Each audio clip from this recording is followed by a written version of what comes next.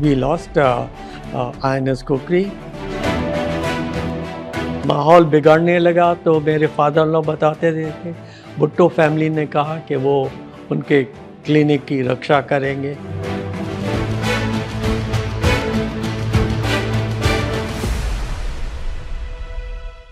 वीर गाथा में आज हमारे साथ हैं रियर एडमिरल रामेंद्र शर्मा जी, जो 1934 में पैदा हुए जब देश आज़ाद भी नहीं हुआ था, और उसके बाद आज वो 2026 में है।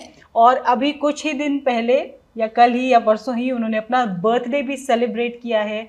जनवरी में उनकी डेट ऑफ बर्थ है। तो happy birthday to you sir, first of all. धन्यवाद बहुत आपका। हाँ सर, तो कैसे आपने शुरू किया? 92 साल के हो गए हैं आप, 92? जी हाँ, मैं 92 वर्ष का हो गया हूँ। और जब मैंने जॉइंट सर्विसेज विंग ज्वाइन करा, it was 13th of January 1951। तब मैं देहरादून में मैंने ट्रेनिंग स्टार्ट करी। 19 जनवरी आपका बर्थडे है। हाँ, 13 जनवरी को आपने जी हाँ, शुरू किया। हाँ। तो जनवरी का लगता है आप हाँ, कनेक्शन कुछ कनेक्शन है जनवरी में। हाँ जी, जो कुछ होता है वो जनवरी में हुआ है। और भी हाँ, कुछ हुआ है सर जनवरी में? जनवरी में 1971 की वॉर जो दिसंबर में हुई थी, तो उसके बाद फिर हम लोग जब वापस आए थे तो इट वाज ऑलमोस्ट जनवरी। हाँ जी, तो जनवरी का महत्व है काफ़ी। जी। जस्ट इत्तेफाक की बात है। हाँ। कैसे सोचा सर उस समय जब आप पैदा हुए थे, या जब काम करने के बारे में सोचा, तो दिमाग में कैसे आया कि आपको नेवी ही ज्वाइन करना है या फौज ही ज्वाइन करनी है? ऐसा कुछ दिमाग में पहले से था? देखिए, मैं अपने जीवन में सबसे पहली जगह जो मुझे याद आती है वो है गाज़ीपुर। तो गाज़ीपुर में एक ओपियम फैक्ट्री थी जिसमें वो ब्रिटिशर्स काम करते थे। तो उस समय मुझे पहली दफ़ा कलर बार का एहसास हुआ। वो ब्रिटिशर्स थे, वो मेरे पिताजी जज थे, उनके साथ वो टेनिस नहीं खेलेंगे कलर बार की वजह से। फिर क्रिसमस पार्टी होती थी, तो मैं बच्चा था, तो हम इंडियंस बच्चों को भी वो लोग बुलाते थे, लेकिन क्रिसमस पार्टी में जो इफ़ आई मे से सो, जो गोरे लोग थे उनके बच्चे एक तरफ रहते थे, हम लोगों को दूसरी तरफ रहते थे। तो मुझे आपने खुद एक्सपीरियंस तो मुझे पहली दफ़ा ज़िंदगी में हुआ कि कुछ अंतर है, कुछ भेदभाव है। तो फिर उसके बाद मैंने सुभाष चंद्र बोस के बारे में सुना, पढ़ा, जय हिंद, जय हिंद का नारा ये लगा। तो फिर मेरे मन में ये आया कि मैं भी आर्म फोर्सेस ज्वाइन करूं। और तो इसी समय मैंने जॉइंट इम्तहान दिया और मेरी अच्छी किस्मत थी, मैं उसमें इम्तहान में पास हो गया। और उन दिनों उन इम्तहानों में जो लोग टॉप, नॉट एब्सोल्यूट टॉप, लेकिन टॉप के जो लोग होते थे उनको नेवी में ले लेते थे, बाकी आर्मी या एयरफोर्स में जाते थे। तो इसी तरीके से मैं नेवी में चला गया। और मुझे ऐसा आभास है कि मेरे पिताजी का भी कोई दोस्त नेवी में था, तो उन्होंने मुझे, मेरी माताजी ने उनको बहुत खुशी हुई।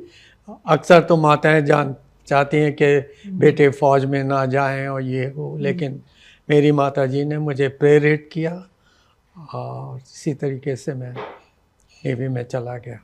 कौन सा वर्ष था सर वो जब आपने नेवी ज्वाइन किया था? 1951 में, जनवरी 13 जनवरी 1951। आज से 70 साल पहले। कम से कम 70 से ज़्यादा। जी, इतना लंबा सफ़र है सर, देखा जाए तो।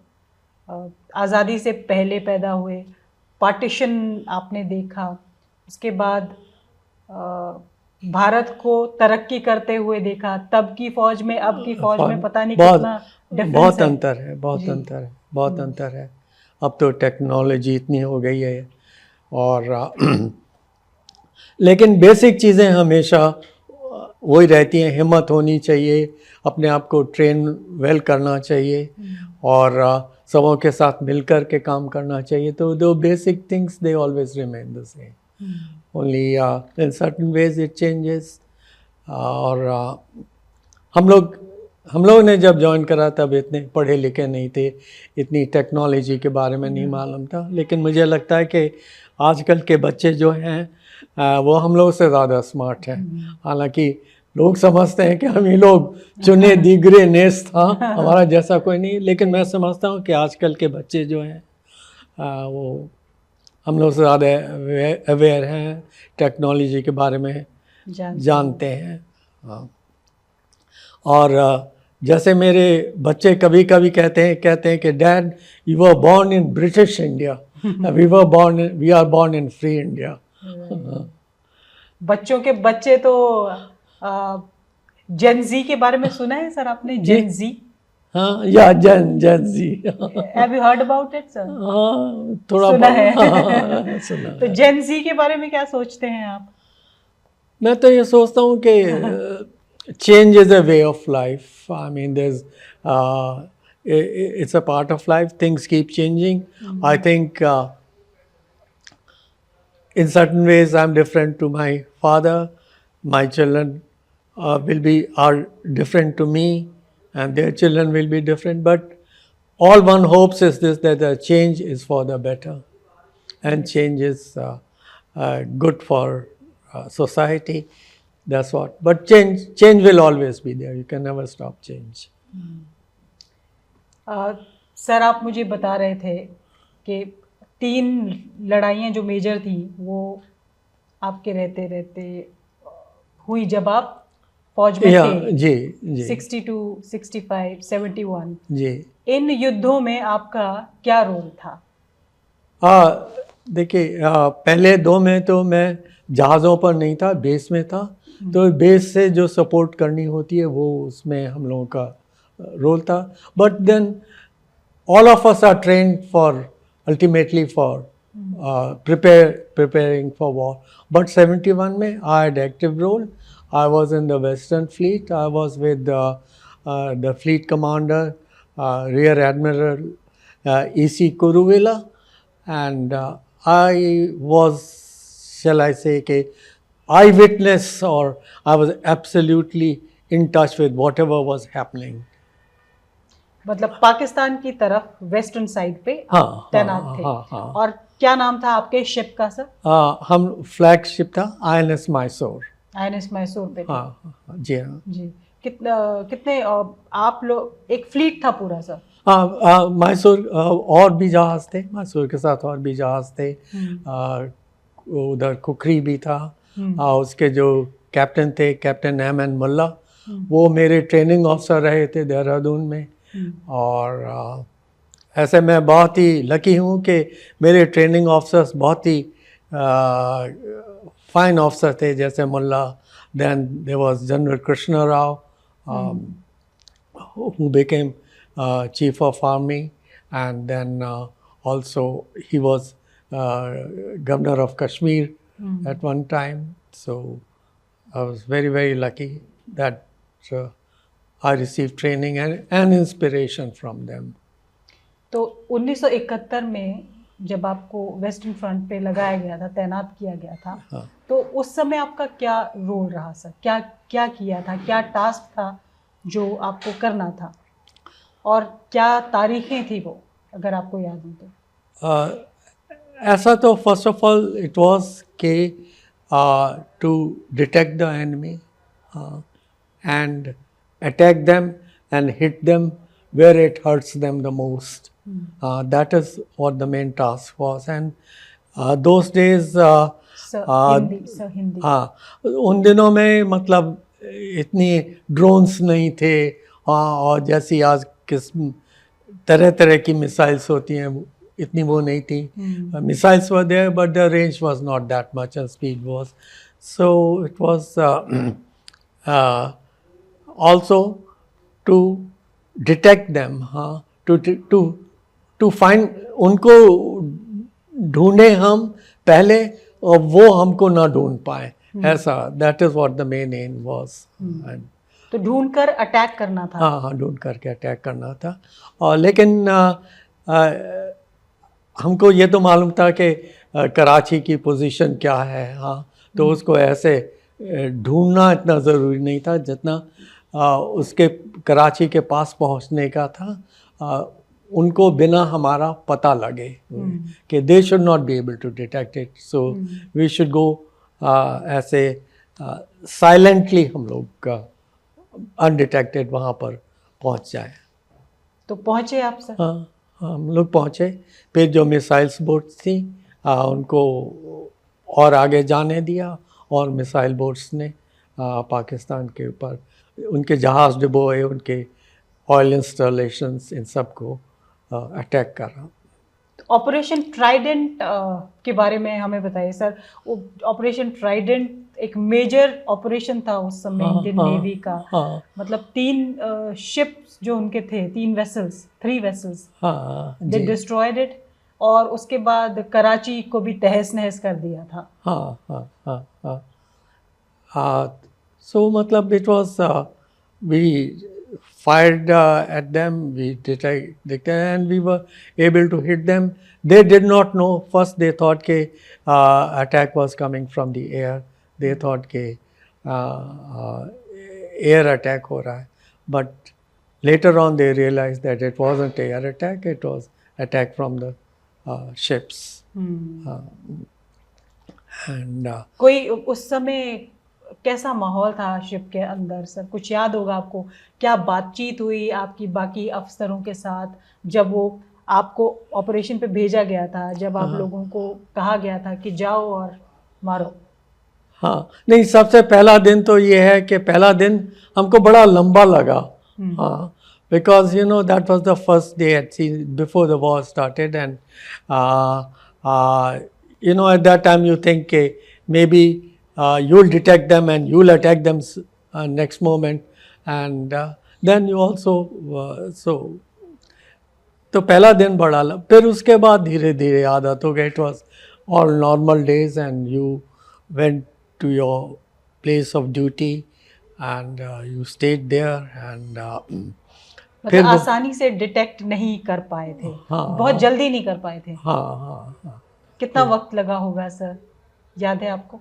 कि कोई पहला वेसल उनका पता चले कि कहाँ पे है? तो ऐसे तो जब हम लोग बॉम्बे से सेल करे थे, उसके 1-2 दिन बाद हम लोगों ने एक सबमरीन, पाकिस्तानी सबमरीन का पेरिस्कोप देखा था.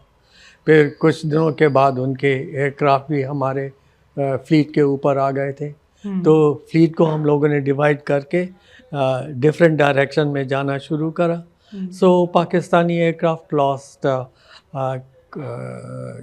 contact with us and it was easy for us after that time. मतलब वो अटैक कर सकते थे?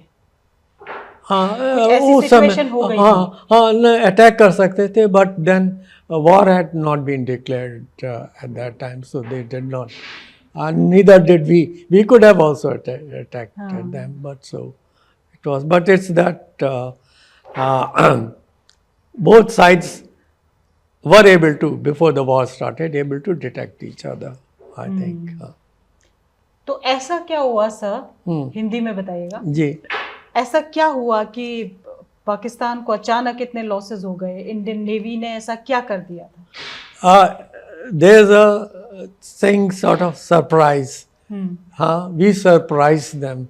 We did something which they were not expecting. They never expected that navy. वो उन्होंने ये नहीं सोचा था हम लोग उनके ऊपर ऐसे मिसाइल से अटैक कर लेंगे. वो समझते थे कि नॉर्मल गनरी ऑपरेशन होगा, दिन के वक्त अटैक होगा, कुछ होगा. उन्होंने नहीं सोचा था कि रात के समय ऐसे मिसाइल्स उनके ऊपर आ के गिरेंगी. So the element of surprise, the principles of war होते हैं, उसमें होता है surprise, offensive action, lot of their principle. So in this case the element of surprise turned the table. They never expected, nobody दुनिया में किसी ने भी नहीं सोचा होगा कि ऐसे मिसाइल बोट को टो करके ले जाएंगे और फिर उनके ऊपर ऐसे हमला होगा. आपके जब कराची पे हमला हुआ तो आपकी वाइफ जो हैं वो पाकिस्तान, मतलब इंडिया से, उस समय इंडिया नहीं, उस समय भी पाकिस्तान हो गया था. बट जब आपकी वाइफ, मतलब कैसे कहेंगे इसको सर, कि वो पाकिस्तान से माइग्रेट होके इधर आए हैं. तो कहना चाहिए कि वो पाकिस्तान से इंडिया में शरणार्थी थी, बन कर आए थे, बन करके आए थे वो लोग. दे वर रिफ्यूजीज. हाँ, तो कराची में उनके फादर की एक पुरानी शॉप थी. हाँ, डिस्पेंसरी थी. डिस्पेंसरी थी. तो इसके पीछे की एक कहानी आपने मुझे बताया, किस्सा बताया. हालांकि वो लोग वापस आ गए थे.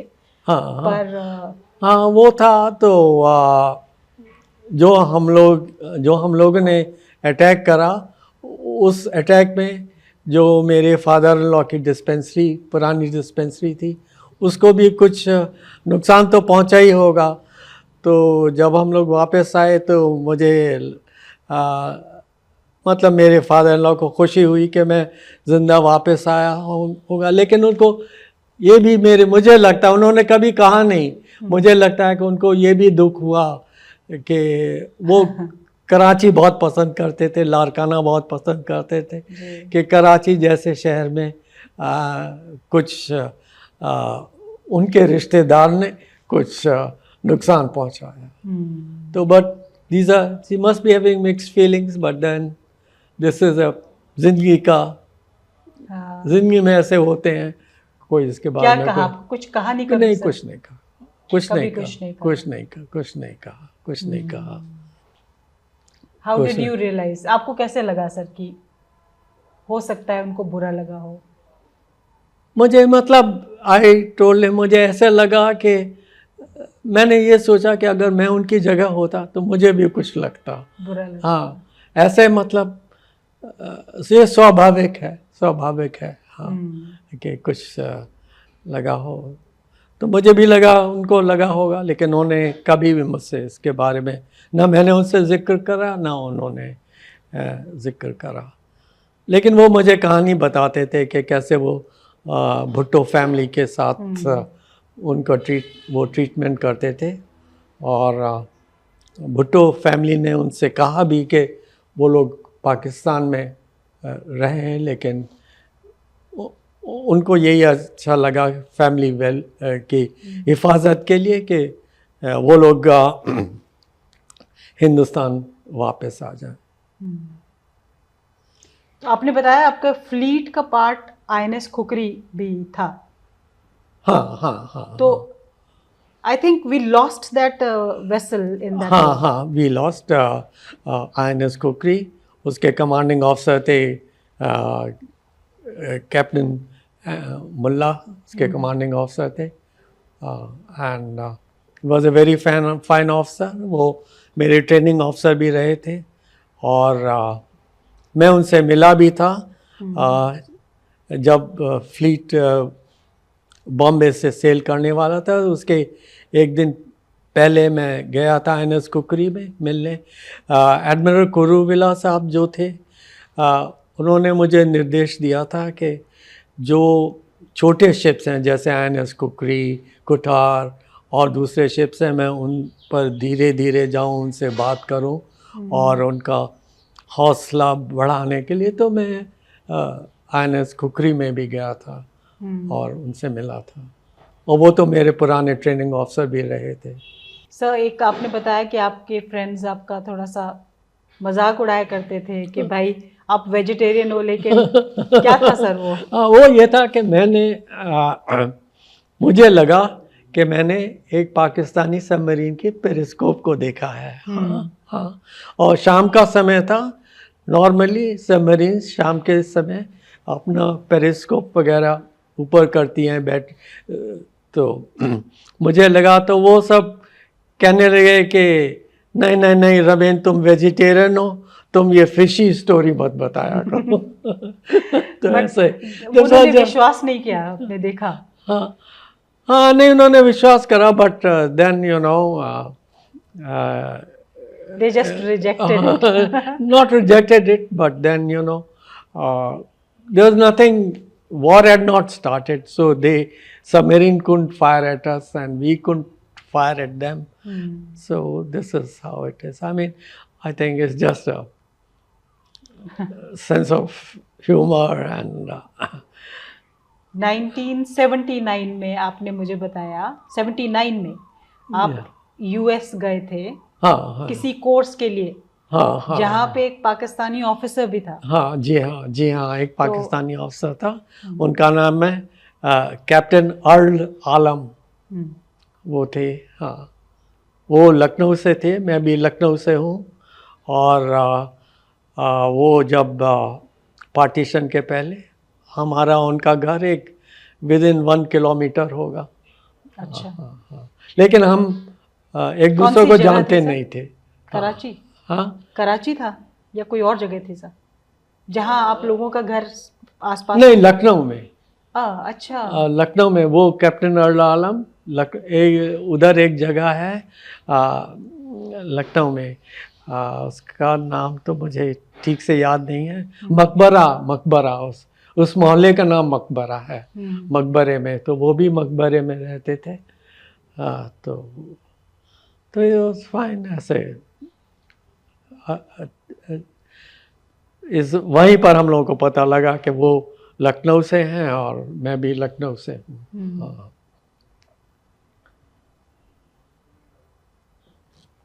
आप कुछ बता रहे थे सर, वो ग्लास ऑफ वाइन? हाँ, वो तो ये थे कि वो कैप्टन अर्ल आलम जो थे, वो अब कभी कभी जब विस्की पीते थे तो वो अपनी फोटोग्राफ विस्की के ग्लास के साथ नहीं खिंचवाना चाहते थे, बिकॉज आई थिंक उनको फॉर रिलीजियस बिलीफ है कि शराब नहीं पीनी चाहिए। तो एक दिन उन्होंने अपना विस्की का ग्लास मेरे हाथ में दे दिया और मेरे हाथ में भी दूसरा एक ड्रिंक था। तो जो यूनाइटेड स्टेट्स नेवी का जो कोर्स ऑफिसर था, जो हम लोग का इंचार्ज था, वो मेरे पास आया और कहने लगा, अरे तुम इतनी शराब पी रहे हो रमेन? मैंने कहा नहीं, मेरी नहीं है, एक मेरी है, एक कैप्टन अर्ल आलम की है। तो उसको बड़ी खुशी हुई कि हम लोग आपस में कोई कोर्स के समय कोई रंजिश नहीं है और हम लोग एक दूसरे से जैसे आपस में लोग मिलते हैं तो वैसे मिलते रहे। तो उनको जो यूनाइटेड स्टेट्स नेवी के जो ऑफिसर इंचार्ज थे, उनको थोड़ा टेंशन था कि कहीं मेरे और कैप्टन अर्ल आलम के बीच में झगड़ा हो या कुछ हो। तो हमने दोनों ने उनको विश्वास दिलाया कि ऐसा कुछ नहीं होगा, ऐसा कुछ नहीं होगा। We are all professional navies and we follow the orders of our government. कोई और आपको यादगार चीज? हाँ, वहाँ पर एक इसराइल की नेवी के थे, फिर जर्मन नेवी का था, पोर्चुगल का था, डेनमार्क का था, तो चिली के थे, और तो बहुत सारे कंट्री थे, बट दे वर ऑल, सब लोग बहुत मतलब मेरे साथ बहुत दोस्ती का उनके साथ बर्ताव था। और सब लोग इंडिया के बारे में पूछते थे और वो समझते, वो लोग कहते थे कि हिंदुस्तान की जो लड़कियां हैं वो बहुत खूबसूरत होती हैं और पतली दुबली और एलिगेंट होती हैं। हाँ, ये सब। हाँ, तो ऐसे अच्छा था, इट वाज गुड। सर, आपने बताया कि आपके जो इन-लॉज थे जी, वो भुट्टो फैमिली के करीब थे काफ़ी। वो मेरे इन-लॉ, मेरे फादर इन-लॉ डॉक्टर थे। वो भुट्टो फैमिली के क्या कहना चाहिए, फैमिली फिजिशियन थे। और उनका क्लिनिक लारकाना में था। एंड जैसा मुझे जहाँ तक मालूम है, भुट्टो फैमिली भी लारकाना ही से आती है, लारकाना सेंस से आती है, तो वो उनके पोजीशन थे। और जब वहाँ पर माहौल बिगड़ने लगा तो मेरे फादर लॉ बताते थे कि भुट्टो फैमिली ने कहा कि वो उनके क्लिनिक की रक्षा करेंगे और उनको कोई नुकसान नहीं आने देंगे। और फिर उन्होंने कहा कि जब सब मामला ठीक हो जाए तो वो लोग वापस चले आए या वहीं पर रहें। लेकिन मेरे फादर इन लॉ ने डिसाइड करा कि नहीं, वो इंडिया वापस आ जाएंगे। सो उसका कोई असर पड़ा? आई डोंट थिंक, इतने हालात इतने बदल गए थे कि इट वाज दे, अगर उन्होंने सोचा भी होगा जाने का तो आई डोंट थिंक। तो आप कह रहे थे कि एक ओपिनियन था कि हिंदुस्तान की लड़कियां बहुत खूबसूरत होती हैं, पतली दुबली होती हैं, तो अब मेरे मन में ये सवाल आ रहा है कि आप मैम को कैसे मिले sir?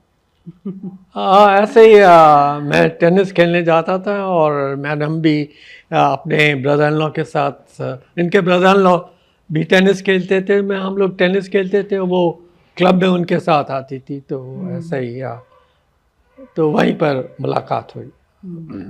So it was love at first sight? This question आप मेरी बीवी से पूछिए। सर आप भी बताइए।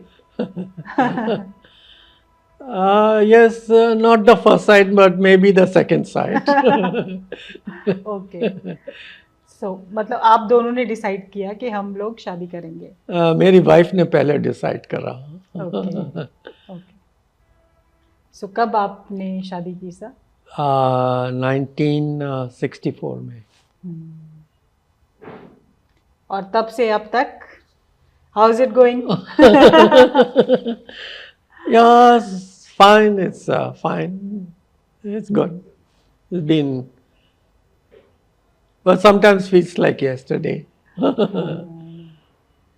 So it's been you've celebrated your golden jubilee. Yeah, we did. But मेरी पत्नी जो है उनको ज़्यादा शौक है पार्टी का, सेलिब्रेशन का। मुझे भी है शौक है, लेकिन इतना नहीं है। जी, इसके अलावा कुछ ऐसा जो आपको लगता है कि जिंदगी का कुछ ऐसा यादगार पल रहा हो जो कभी भूल नहीं पाए आप? एक तो ये था कि सबसे पहले कि जब हम लोग सेल करने वाले थे 71 वॉर के लिए, तो मैंने अपनी पत्नी को नहीं बताया कि हम लोग सेल कर रहे हैं। और उस समय मुझे ये लगा कि maybe I never be able to see her again. और बच्चे भी थे, छोटे थे, they were sort of innocent kids. So at that time, it shook me a little, but then उस समय वो it was a part of life and one has to accept it. You're talking about 1971? 1971. Wow. I did not tell her. She didn't know. She didn't know. ये आपके जहन में अभी भी इतना ताज़ा है सर कि वो इमोशन के तौर पे दिख रहा है। और ये है कि ऐसे I've seen few incidents in life which I feel very sorry about. अब जैसे I've seen aircraft crash in front of my eyes. Okay, one moment aircraft is shining and they're spinning and then next moment they have crashed.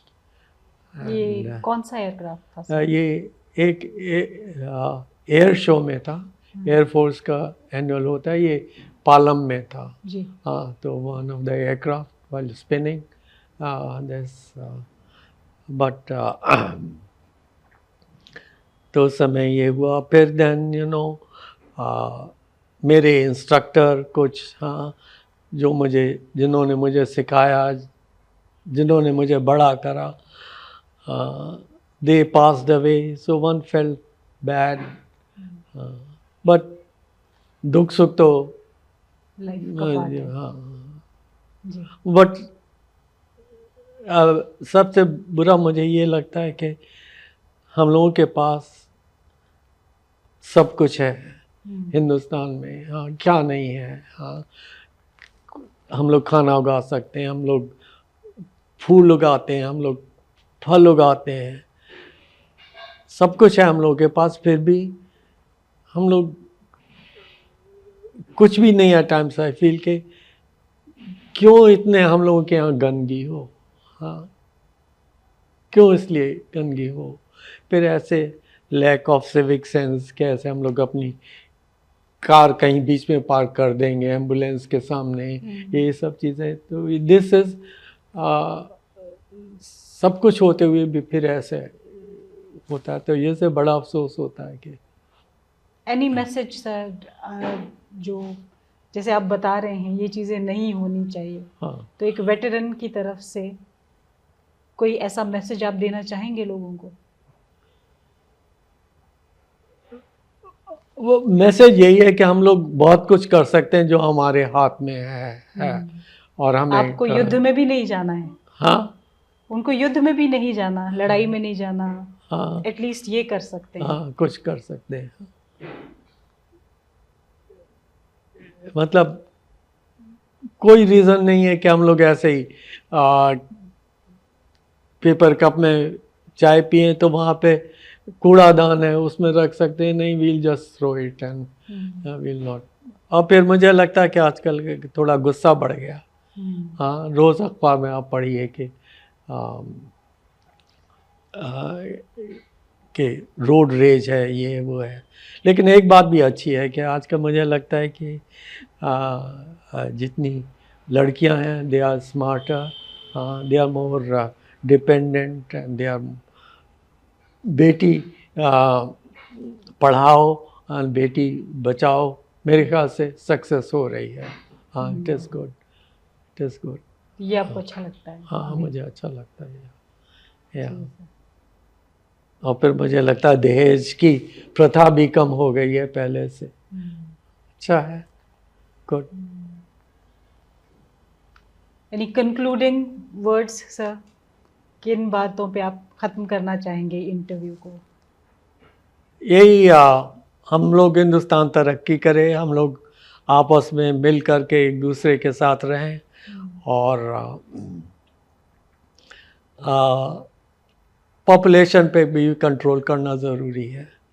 बातें हमारे पास जितनी ज़मीन है वो तो उतनी रहेगी, उस ज़मीन पर आज अगर 100 हैं, अगर कुछ दिन के बाद हमको 200 को सपोर्ट करना है तो मुझे नहीं लगता कि ये संभव होगा, भगवान करे हो संभव, लेकिन मुझे नहीं लगता कि ऐसा संभव होगा। और एक बहुत पुराने ज़माने की बात है, एक मैंने मूवी देखी थी द सॉइलेंट ग्रीन, तो उसमें ये दिखाते हैं कि कुछ दुनिया में खाने को नहीं रहा है, पॉपुलेशन इतनी बढ़ गई है, तो लोग क्या करते हैं कि जो आदमी मरता है उसको फ्लैश को रिसाइकिल करते हैं और उसके बिस्किट बना करके खाते हैं। You know they were, it was very grim picture there, but then one can't rule out के ऐसी पॉसिबिलिटी नहीं हो सकती, लेकिन भगवान ना करे कि ऐसी हो। Thank you sir for doing whatever you did for the country, for all of अस। नहीं, मैंने, देश ने मेरे लिए इतना करा, मैंने तो कुछ भी नहीं करा। कहा भगवान करे कि हम सब लोग, जैसे मैं कह सकता हूँ, मिल कर के रहे, खुश रहे। दोबारा सिपाही बनना चाहेंगे? दोबारा से आप? yes, हाँ, बिल्कुल। If I was born again I would want to be join the Indian navy. There are no two opinions about, या कोई भी तीनों फोर्सेस में से? कोई भी, हाँ, may be for change Air Force or the Army, but at the moment Navy is still priority number 1. Thank you sir. Thank you very much. So हमारे साथ थे रियर एडमिरल रामेंद्र शर्मा जी, जिनसे हमने अभी बात की और उनके बहुत ही इंस्पायरिंग शब्दों को सुना। और मुझे उम्मीद है कि इनकी बातों से हमारी आने वाली जनरेशन्स भी इंस्पायर होंगी और इनके जो मैसेजेस इन्होंने दिए हैं उन पे भी गौर फरमाएंगे। निवृत्ति मोहन, न्यूज़ 9।